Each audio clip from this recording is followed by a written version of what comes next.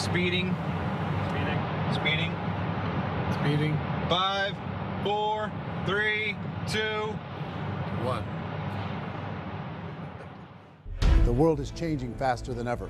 What used to take decades is now taking years or even months. What you see right now is the illusion that people have had for many decades about the workplace being this secure place to work the rest of your life. For the first time in the history of our nation, our children will not do as well as us. We've seen our friends get laid off, we've been laid off, we've had our pay cut. People are overworked and underpaid. They seem to have less time and less freedom.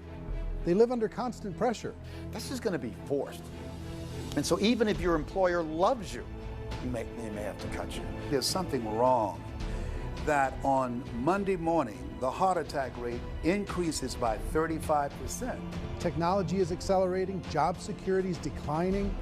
It just doesn't seem like the old models of making a living are as reliable as they used to be. Every aspect of our lives, there's a better way out there, but we're still doing it the old way. We live in the greatest country on the planet, and there are a lot of people sitting around complaining and being cynical. Like everyone's whining about this old model, and I'm like, why don't you leave it? Look at all this over here. Look at all this opportunity. Since so much of our lives revolve around our work and the way we make our living, many people are thinking there just has to be a better way. The biggest challenge facing our world today is not making money, is what are we going to do with all the displaced, unemployed people? People are afraid that they're going to make the wrong decision. People are afraid of the unknown. People are afraid that maybe I don't have the skills. Hey, sports fans, industrial age is over. It's dead. It's dying. That's why going to school to get a job is an obsolete idea. A steady paycheck is an industrial age idea.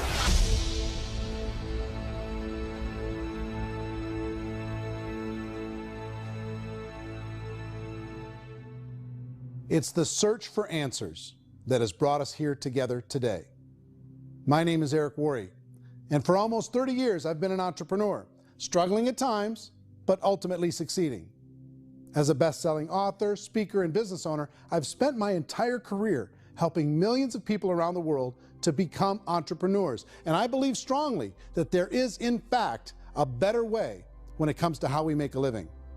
The career landscape has changed dramatically, and many are still working in a model that is completely out of date. What worked for previous generations isn't working as well for people today. In this film, we're going to explore 3 important questions. First, what's really going on in our working world today? Second, in this new economy, is it better to become an entrepreneur, or is it safer to work for someone else? And third, if a person decides to become an entrepreneur and start their own business, how can they do it without taking on massive risk? To help in this journey, I've brought together some of the greatest experts and thought leaders in the field of entrepreneurship to share the real facts with you. My intention is to give you new information that will allow you to make choices that are not limited by an old, outdated model. Let's start by understanding what's going on in our working world today.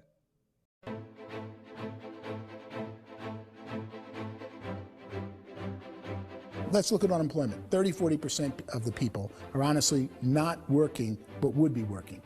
What our government does is if you haven't found a job in 6 months, we don't call you unemployed. We pretend you dropped out of the labor force. I've often said that unemployment, particularly structural unemployment, that's unemployment due to technological changes, is the first sign of economic growth.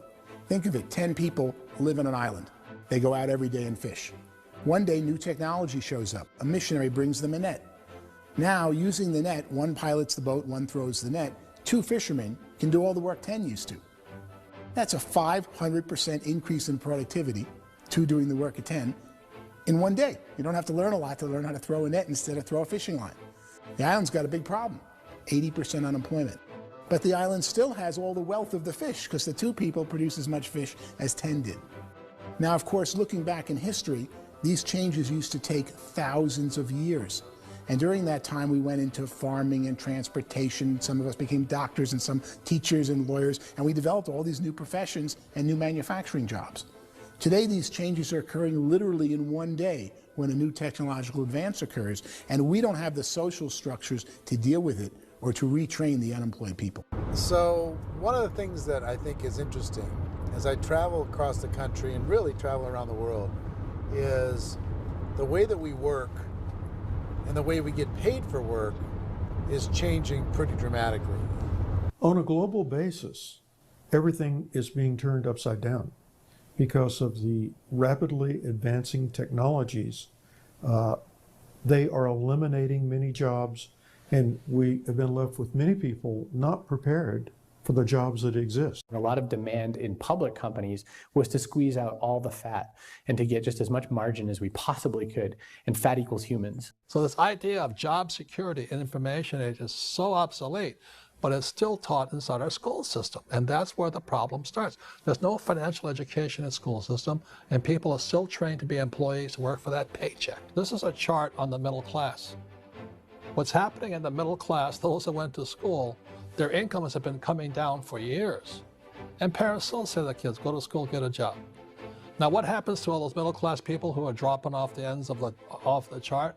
Well, they become what's called working poor. And this is what happens to working poor. But they say poverty is ending. Well, poverty may be ending, but working poverty is going up. And this is food stamp usage.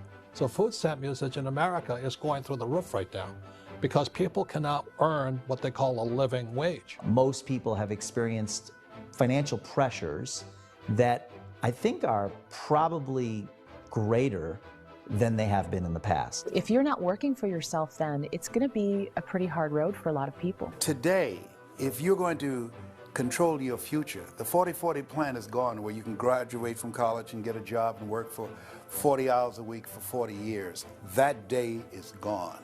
So some of these charts actually tell you what's going on. And this is a really interesting one, you know. People are going back to school because if I go back to school, I'll get a nice job.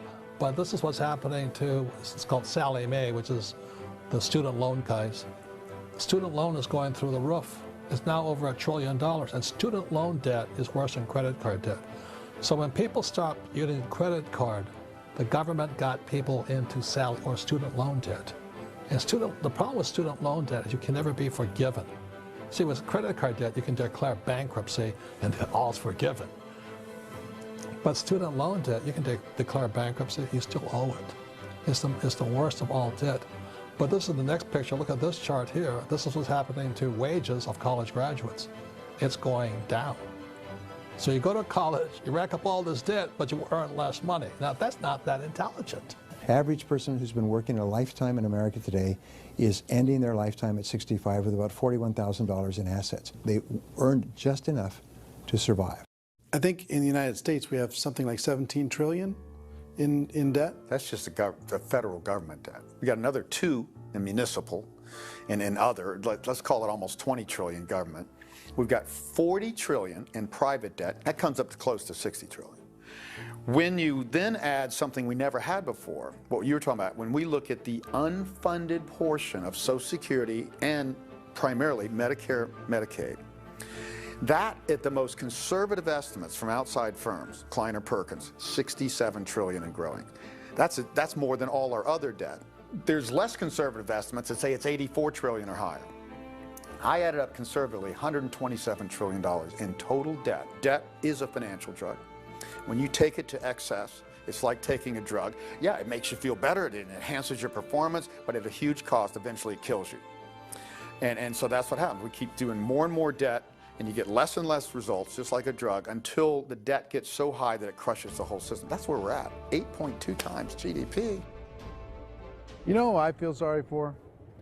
I feel sorry for the person who dreads going to work, who is sick to their stomach on Monday morning, who hates their alarm clock, who gets a little glimmer of hope on a Wednesday because it's hump day, and says, thank God it's Friday. And they live for those 2 days a week where they get to be themselves and they don't have to be around people they don't like, and they don't have to play the political game in the office, and they don't have to live this half life. The person that works 50 weeks a year just to be able to have the 2 weeks for vacation. And you know what happens to most of them? Nowadays, they don't have a vacation. They have a staycation.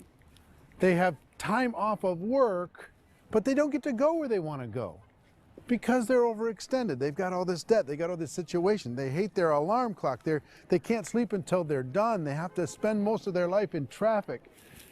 I feel sorry for that group of people because there's a better way. They just don't know it. I see this really interesting attempt at rugged individuality in a 6x8 rectangle. And I feel like you're all the same, except for the little push pins of the pictures. There's different pictures. Yours is named Jenny and his is named Sujara, but it's the same people. And this is how they are, and they're just like the zombies, and there's no joy in there, there's no fun. There's always like the wacky woman who decorates her cubicle, and that's the most she can do there. You got to give her credits, right? The wacky cubicle woman. The basis for their life is worry. I'm worried, you know, maybe I'll get fired. I'm worried maybe my company will go out of business. I'm worried I can't keep spinning the plates on paying the bills. I'm worried about how do I send my kids to college. I'm worried, what if the transmission of my car breaks? That's, you know, 2 or 3, I can't fix it. People live in a sea of worry, and it eats at them. Those signs that people held up during the Depression didn't say looking for gainful employment in a cubicle. It said looking for work. Work is what we're looking for. Job is just a unit of measurement. Work is what we're going after. It's time to look in the mirror and say, it's not the economy, it's my economy. It's my little world of where I am. I need to improve. I'm not going to wait for the economy to come back because, frankly, the economy is doing great in this country. So I'm here on Wall Street, the financial center of the universe, the financial capital of the world. This is where most people's money goes to at least be held for a time, right? With interest rates in banks being effectively zero, and many experts are predicting it's going to stay at zero for the next 10, 20, even 30 years, people feel like they don't have any choice but to put their future into equities, to put their future into the hands of other people on this stock market, and hope that the stock market goes up, hope that the stocks that their advisors pick or that they pick goes up. That's one way to go, I guess. It's my personal belief that if you put your future into the hands of yourself, in other words, you have earning power by yourself, I think you're a better investment than these guys. I think you controlling your future is a better option than handing over your retirement to these guys.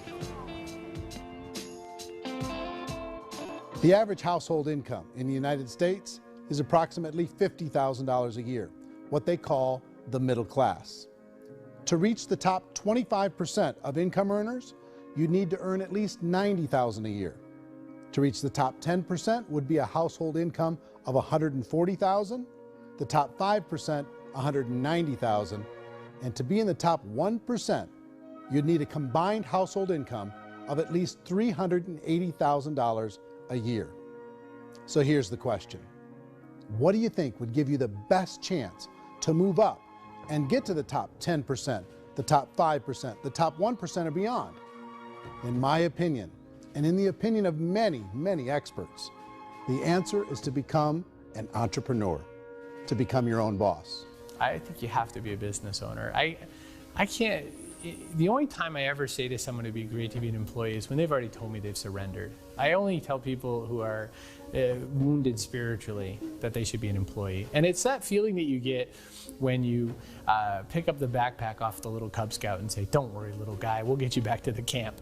You know, it is in no way a kindness when I tell someone they'd be a great employee. The other status symbol really increasingly is lifestyle. And people can own their own business, maybe even work out of their house. That, I tell you, people admire that, like, gosh, I wish I could do that. The spirit of the entrepreneur is to be a risk taker and to be resourceful and unstoppable and to have a vision of yourself beyond where you are and not willing to settle for life as it is. You think about the great entrepreneurs, they're visionary, they have heart, they're willing to do today what others won't so they can do tomorrow what others can't. Personally, I don't think of the new economy, the old economy. I create my own economy. The entrepreneur's in control. I decide what the economy is going to be like. In the world of entrepreneurship, there are no limits. you can make as much as you want, depending on how much you want to work and how smart you are and how great a team you put together. There's no more lifetime rewarding business than being an entrepreneur. Why in America, where anyone could be anything, would people want to give up their freedom and become effectively a modern-day slave, told shut up and be here every morning at 7:30, leave at 5:30, and do what I tell you? If people decide to become an entrepreneur and work for themselves, they have some traditional options, but they're riskier than you might think. Any kind of a retail business, retail build-outs, is extremely expensive. Even just these small little yogurt stores where they're putting little yogurt machines and you get all the different flavors, you're spending $200,000, $300,000, $400,000 to open a yogurt shop. I would love to buy a Dunkin' Donuts, but it's a $500,000 or so to start. I don't quite have that just-in-case money. Risking lose it all, and most guys do 2 or 3 times, and even big guys like Branson, because I'm such a fan of his, half his companies don't work. If you make $1 million, your problems are going to go. If you make $1 billion, your problems are really going to go. Just the opposite. You and I know when you're making $1 million, you get $1 million responsibilities. You make $1 billion, you got 1,000 times $1 million responsibilities. And most people say, I'd love to be my own boss. 70% of Americans would love to be their own boss, according to recent polls. But they don't know how to get there. Because what are you going to do? One, you could buy an existing business. If somebody's selling an existing business, you have to ask why. Usually because it's probably hard. It's probably not making as much money as they hope. 2, they could buy a franchise, a little less risk, proven system, but it's expensive to be able to do that. 3, they could start something from scratch. And that's where a lot of people feel like, I don't have the chops to do it. I don't have the money. I don't have the product idea. I don't have the expertise. I don't have whatever it's going to take to be able to get there, and I can't risk my family to do it. So 4th, they could become an investor. A lot of people in this town invest to try and figure out a way, but you got to be pretty smart with that game too, right? Venture capitalists, who are the very best and most sophisticated in investing in new breakthrough businesses, make it on 1 out of 11. That means 10 out of 11 are mediocre or fail. Most of them fail. That's the risk there. An angel investor is lucky to get 1 out of 15 or 20. A business is a team sport. Like, I have to have accountants, I have to have engineers, I have to have system designers, I have to have sales, marketing, I have to have accounting, I have to have mission statements, I have to have legal and all that. The average Joe Schmo, even me, I go out there, I don't have the skills to put a business together. I think the bottom line for the 4 traditional options is they take money, sometimes a lot of it. They take expertise, and they take time. All of that adds up to just too much risk for most people. I bought a business from somebody else, and it was a lot of work. And you start wondering, what did I just buy? Because I guess ultimately I own your email list, and I just overpaid for it. People that start their own business, they spend a lot of money, they spend a lot of time, a lot of effort to get things started. And the more you invest on the upfront, the harder you typically work at it. I can tell you what the success rate is of a restaurant. What is it? They're crazy enough. About 90% of them fail. About 90%, in how quickly? Year or less. Wow. And if we're talking non-franchise, we're talking franchise, Sure. That's totally different. Yeah. But our students aren't getting franchise restaurants. You got to invest big money. Exactly. And with someone like McDonald's, you've had to work with the company for a long period of time, really know the To even have a chance at investing $1 million. have a chance, and it's a slim chance. What if there was a way that you had all the proven aspects, the comfort aspects, and you could still control your own life? What if there was both? In other words, you didn't have to create everything from scratch. You didn't have to be a super leader. All you had to do, what if there was a proven product already? You didn't have to create the product. And there's a proven system already, proven training already. Everything except an employer. That was the only thing that you didn't have. Do you think more people would be open to working for themselves in that environment?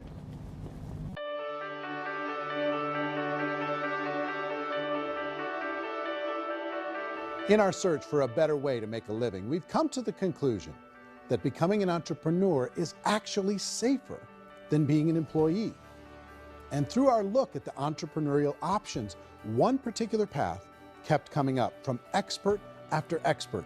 And I think most people will find it surprising because it's certainly a non-traditional business model. That model is for people to start their own business and become an entrepreneur through the creation of a network marketing business. Some people call it direct selling because the product is being sold directly from the manufacturer to the end consumer, cutting out the middlemen. Other people call it multi-level marketing, or MLM, because there are multiple levels of commissions paid.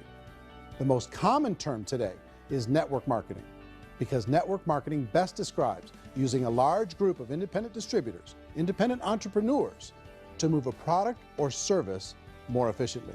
So my friend here, Donald Trump, and I, we always write about the network marketing industry. And the reason we support the network marketing industry is because it really is a business school for entrepreneurs.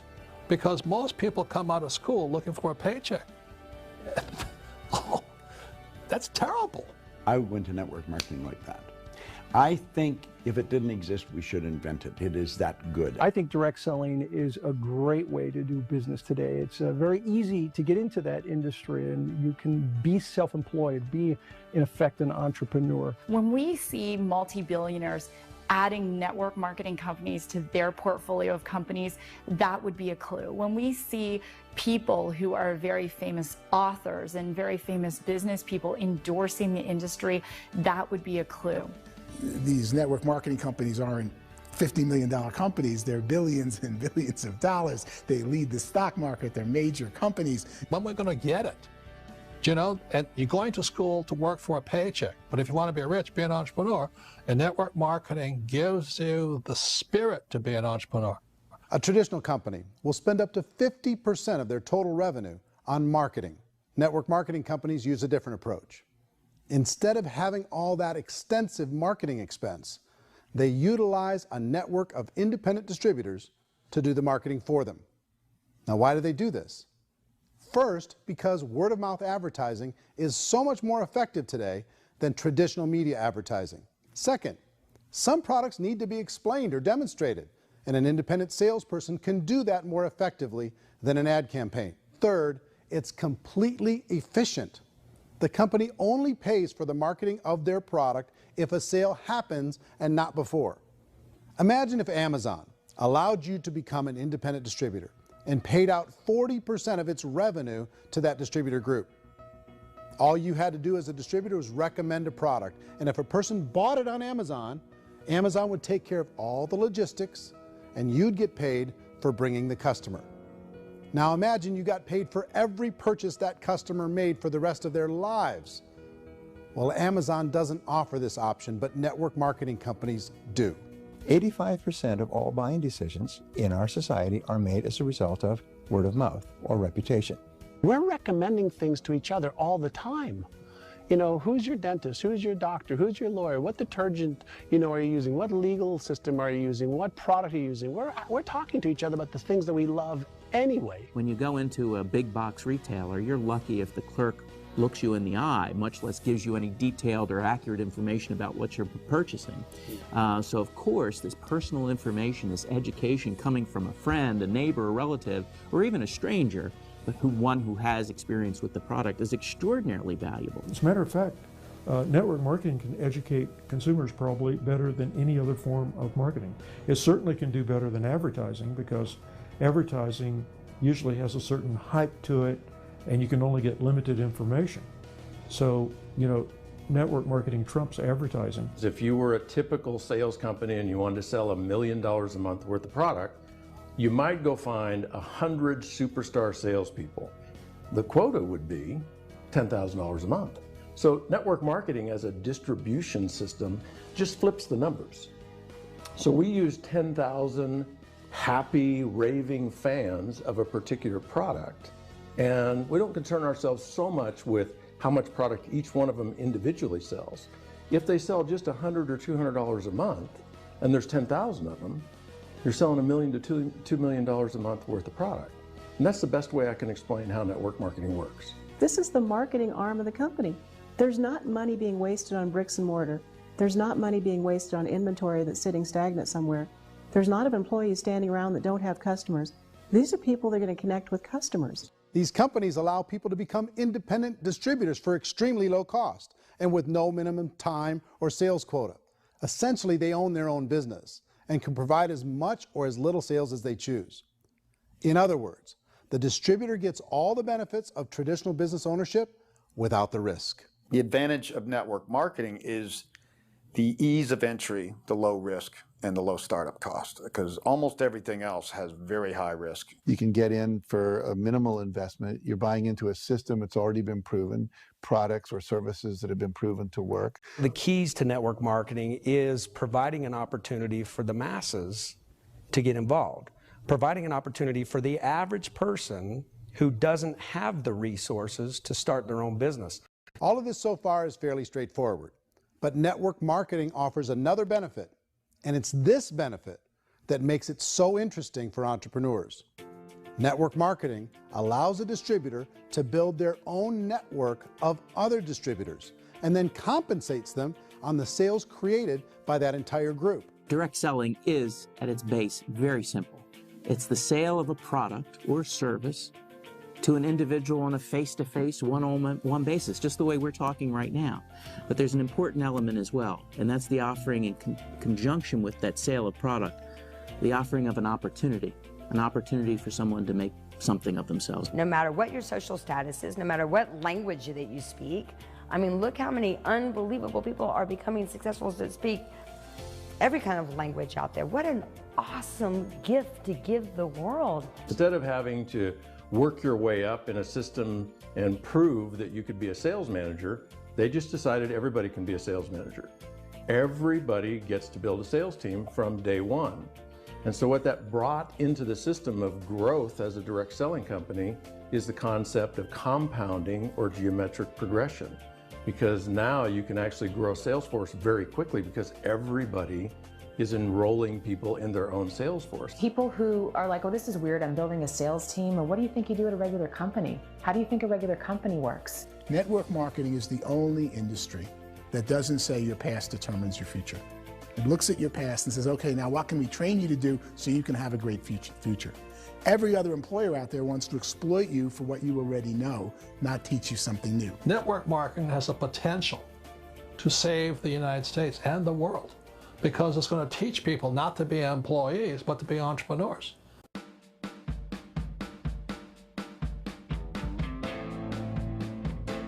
According to the Direct Selling Association, if you add up all the network marketing companies around the world, they combine to do over $178 billion a year in retail sales. To give you an idea of how big that really is, the NFL, the National Football League, does approximately $9 billion a year. The music industry does a little more than $16 billion a year, and the movie industry does about $80 billion a year. Using a conservative average, network marketing companies pay their distributors about 40% of that $178 billion in the form of commissions, which adds up to more than $71 billion a year. That's almost $6 billion a month. It's almost $200 million in commissions every single day. So it's certainly working, and people are making serious money in network marketing. With the growth of the direct selling industry over the last 10, 15, 20 years, we've seen a broader understanding of the channel. We have seen more and more people getting involved in the business, so our penetration in the marketplace has increased, and thus the understanding in the marketplace of who we are has increased. And we've seen non-direct selling companies look at the direct selling model and say, something's going on there. People are making money. Companies are being profitable, individuals are being motivated, product is being delivered to market. Maybe we should explore this. Some people think only the people at the top make money. Well, let's take a look at that as well. In the network marketing profession, there are roughly 500 people in the world who earn over $1 million a year. If you round that number up to $2 million a year, that adds up to about $1 billion a year. That takes the $71 billion paid out each year down to $70 billion. So where does the rest of the money go? The vast majority goes to part-time people making anywhere from a few $100s a month to many thousands of dollars a month. It goes to people who choose to make it a full-time career move and earning even more than that. Every day, people are using the money they earn through network marketing to pay off debt, have more fun, and improve the quality of their lives. Everyone I know in network marketing has been doing that since the 50s. They go to work when they want to go to work. They stop working when they want to take time with their children to have a leisurely breakfast and discuss issues and driving to school. They go back to work when they get home, wherever they're working out of. The biggest thing that I've seen is people that have become much happier in their life. MLM has probably made more millionaires of more people in more countries, and I've spoken to them in 67 countries, than any other single form of business, starting from nothing. If they have a choice between working a job for the next 10 years or working a network marketing business for the next 10 years, the result of working the network marketing business will be better. A lot of people within the industry go on and make this a career and do extremely well at it. Network marketing has been nothing but good for everyone I know that's been involved with it because they did it seriously and they played full out and they've been very successful. It's been a constant barrage of success stories and people showing off stuff that they got as a result of it. How many people are involved? Approximately 16 million Americans and 96 million people around the world are currently participating in network marketing. And in a recent poll, 82% of those people report a good, very good, or excellent experience with network marketing. So people are happy.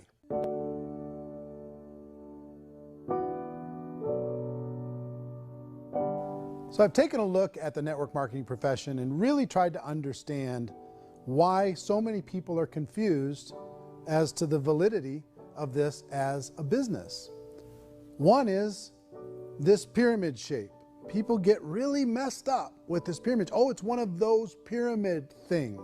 So I just think there are a lot of haters out there who really don't understand the industry and say, oh, it's a get-rich-quick scheme.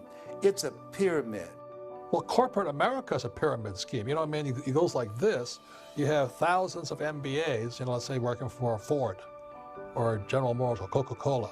If all these MBAs, they're all trying to get to here, that's a pyramid. Only one guy's going to make it. You know, every 10 years, one's going to make it. Whereas you look at network marketing, it's like this. So you're here, and your job is to develop other CEOs coming up behind you. So it's an inverse pyramid. In network marketing, it's a very simple concept. If you sell product, you get paid. It is paid based on production. There is no first mover's advantage. There is no investment component where the more somebody spends, the more they're entitled to make. So the two are polar opposites of each other. It doesn't matter what shape the company is or the compensation plan is shaped, whether it's a circle or a pyramid or a triangle or a trapezoid, it doesn't matter. If compensation is coming primarily from recruitment, then you've got a problem. On the other hand, if an operation is basing their compensation to participants on the basis of sales, even when those sales are generated by people you've recruited, well, then you're a perfectly legitimate enterprise. That's the legal test, it's the practical test. Another issue that's been true in the past that is no longer true now is people used to be in network marketing loaded up with products that they couldn't sell and they ended up a loser. They ended up with a bunch of product in their garage, they ended up with a bunch of products sitting in their kitchen shelves or whatever, and they thought they could sell it and then they weren't willing to or able to sell it and they ended up with a bunch of stuff and they were bitter about it. There was this thing called front loading where you had to buy like, well, if you bought $25,000 worth of product, you got better commissions and all this. Today, it's almost all done by computer. It's direct mail comes from a warehouse somewhere else. You don't have to have all this inventory. You don't have to stock up. It's a paperless world now. You know, most of it's done online. You have a back office. It really works. And I mean, the technology has changed everything.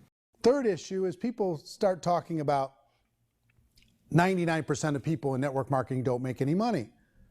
Well, we've talked about that over the course of this journey together. Almost $200 million a day is being paid out to network marketing distributors around the world. The naysayers, the people who say that it doesn't work, are usually the ones who just don't know how to make it work for themselves. And so they're giving you an opinion, and I tell people, don't confuse people's opinions with expertise, because opinions are free. And don't confuse sincerity with the truth, because people can be sincerely wrong. But here's the reality inside of network marketing. The vast majority of people that get involved in network marketing just become customers and they get involved to be able to purchase product at a lower price. If you take Costco as an example, if a person goes into Costco and gets a membership to Costco so they can get a lower price on the product, we don't call that person a loser because they have a bunch of product that they walked out with with a smile on their face. Yet when some people want to take a look at network marketing, they say, well, those people, they're just using the product and they aren't earning an income, so they must be a loser. They're not a loser, they're a happy customer. That's the vast majority of people that are involved in network marketing. Now, a smaller percentage of those people decide to go build a business. They earn $300 a month, $500 a month, $1,000, $2,000. That's the bulk of earnings in network marketing. And then there's the few that really decide to take it serious, really decide to build a large network, really work to make that network very, very productive. And those people make huge amounts of money and there's no cap. What I do as an outside economist, just somebody looking at this industry like any other industry I speak and say, look, what's the realities of this? 1% do incredibly well. 10% generate some additional income at pretty low risk and effort. That's not, and 90% of people roughly end up customers. One thing that I think is real when it comes to people's perceptions about network marketing is people put this, and distributors, I think, involved in network marketing have some responsibility for this. They have sometimes unrealistic claims about the product or about the income. Most people who become distributors, they want the money, they want to be successful, but they don't have the skills. They don't know what to do. And when people don't know what to do and they're in a new business, they're scared. And when they're scared, they panic and desperation kind of sets in. So they think everyone they talk to has to get in. So if I talk to you and you say, well, no, I don't have time to do that, they're like, no, I need you. You have to do this or I won't be successful. So I start clawing on you. I start that desperation. So then I start making claims about the product, which are not appropriate, probably not even true. Or I start saying, oh, let me show you how you can make all this money and you don't have to do anything, Eric. And so you just totally misrepresent the opportunity, and you're clingy with people because you think you need everybody to be successful, and you don't. You know, one of the messages that I try to deliver most forcefully to companies as well as salespeople in direct selling is that you don't have to overpromise. The reality is in network marketing, there's a lot of hard work involved. There's a lot of effort. You're going to have to develop yourself. It's a business like anything else. It's going to take some time, but in my opinion, it's better.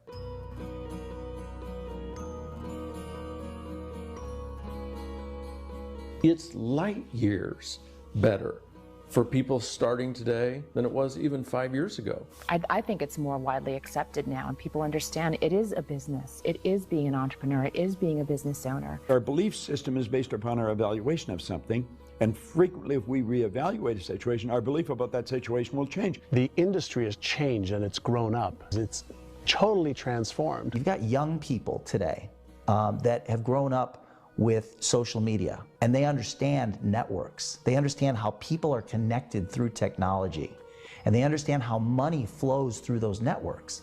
So when they see network marketing, they don't see it the way their parents saw it. And we've all learned, the larger industry that you represent, has all learned from those mistakes and flaws and errors that have happened early on. Early algorithms didn't work the right way. That's all fixed. It's like when they design a computer program, they design the program, then they run it, and then they go back through and they debug it. The MLM industry has been debugged. This is the day of being virtual, being able to run a business from your mobile phone. I mean, it's incredible. Companies are getting smarter. They're implementing more consumer protections. They're implementing more compliance training. They're doing more with respect to product research. If you do get involved and you make purchases of inventory, even on a voluntary basis, if you decide that this business is not for you, you can leave and have that inventory repurchased by the company. There's no other business that offers that kind of protection on a voluntary, self-regulatory basis.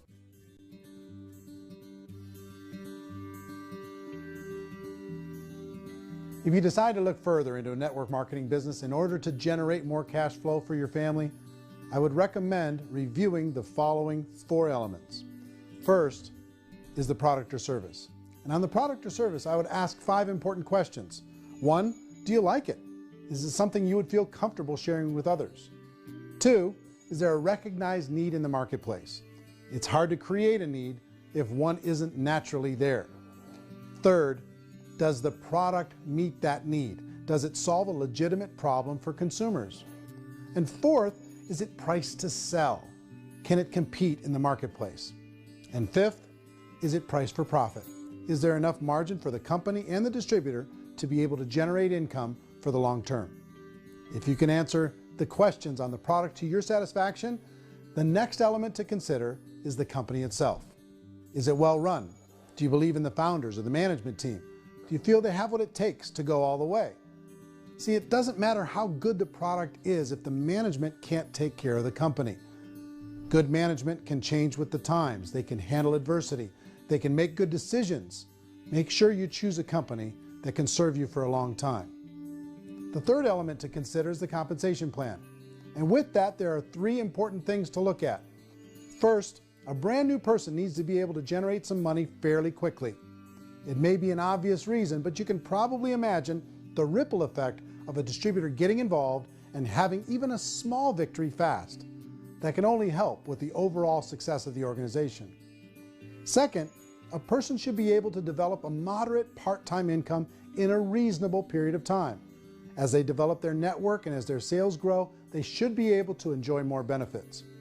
And third, for the people who are really serious, for those who decide to really go pro in the network marketing profession, there should be the possibility to make a serious full-time income if they work hard and are committed to developing their skills.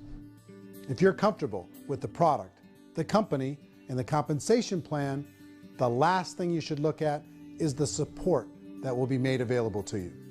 Does the company have a website? Does it have a solid online reporting tool?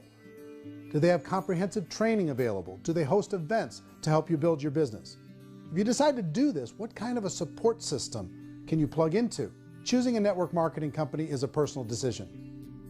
But evaluating the four elements of product, company, compensation plan, and support is a great place to start. Is the company promising that you're going to get rich quick or that you can make a lot of money without a lot of effort? That's a red flag. Is there a product that you really believe in that you think can be sold? Or are you being told by salespeople or the person who's trying to recruit you or by the company itself that don't worry about the product, all you have to do is recruit other people into the business? Red flag, warning sign. If you're hearing that, take a second or even a third look. Get to know the customers, the products, the business, have some success, and see where the opportunities might take you to move up in the organization. You want to find out how concerned are they about my education, my training, and my development? Is there a space for me to grow? Most important question. Learn everything that you can about the product. Make sure it's something that you believe in, and learn everything you can about the industry and work that system. You have to be very passionate about whatever that company is doing. I would get involved. You can always test drive anything, you know, the product, the service, the community, and then lean into it a bit. If it feels good, then lean into it a lot. Behind me is the Lincoln Memorial. And this is a place where Martin Luther King Jr. had his famous "I Have a Dream" speech. And at that speech, he talked about his dream for equality for everyone around the world, and that's a noble dream. But I think more people need to remember what it was like when they were kids and the dream was still alive in them, before it got beaten out of them by reality, by this paycheck, by these responsibilities, and by having to live for this job to pay the bills. I think people need to remember that, go back to that. Once they know that there's a better way, I think their future is going to be much brighter. They can live a better life.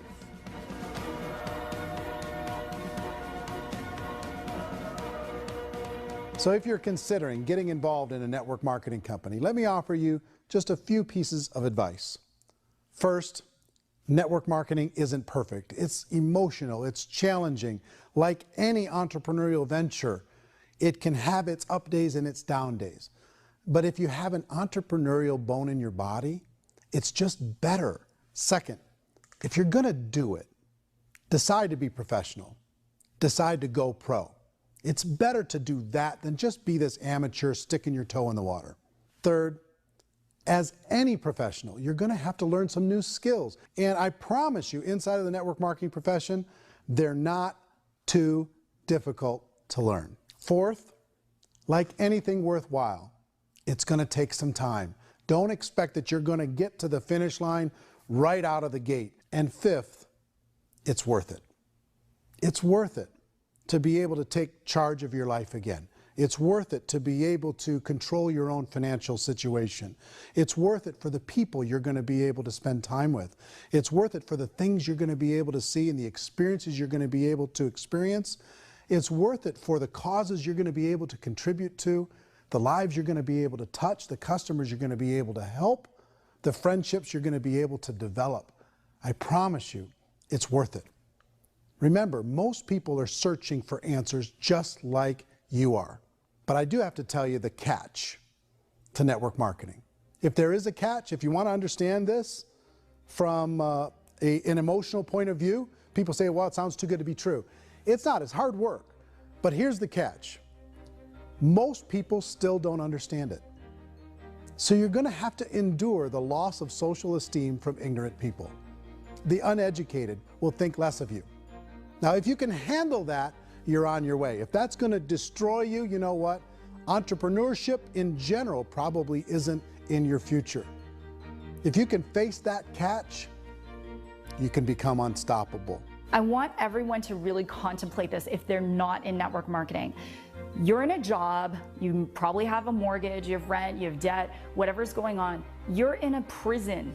You work just hard enough to keep them from firing you, and they pay you just enough to keep you from quitting. Come on! I've been there, done that, and bought that t-shirt. In network marketing, if you run into failure, it's really just a homework lesson for yourself. There's no one to blame. You really have no excuse not to be successful. You just don't.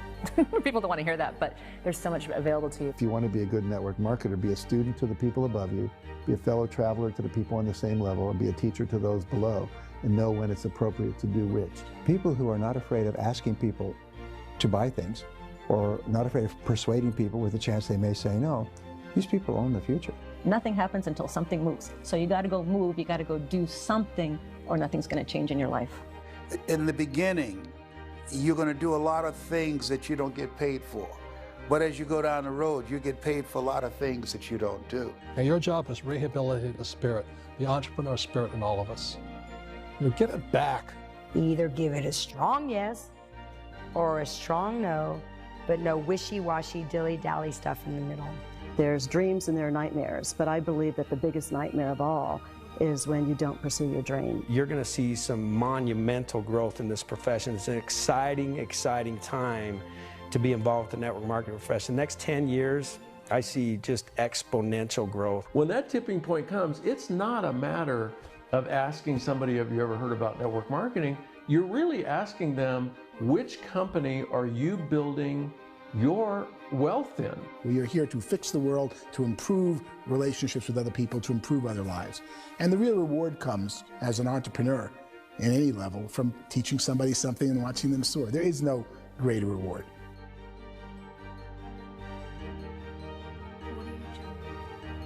Life's too short to spend it living someone else's dream instead of your own. It's too short to spend it living at a fraction of your potential. Can being an entrepreneur be a challenge at times? Sure. But here's what you get in exchange. It can be yours. Something that you built, something that you created, something that you made happen. This balloon represents your dream. It represents entrepreneurship. My wish for all of you is that you would reach out and grab it. The choice is up to you.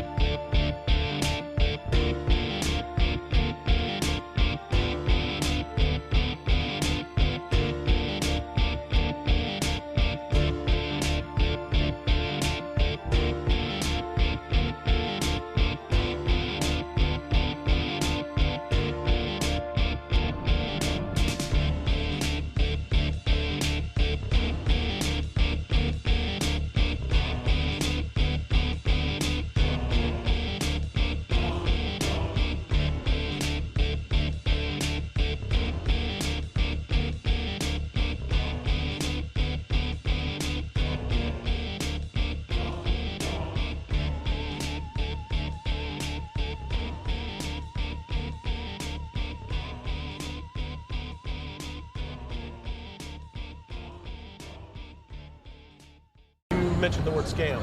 Why did you mention the word scam? The only reason it is a scam is because... Oh, that's terrible.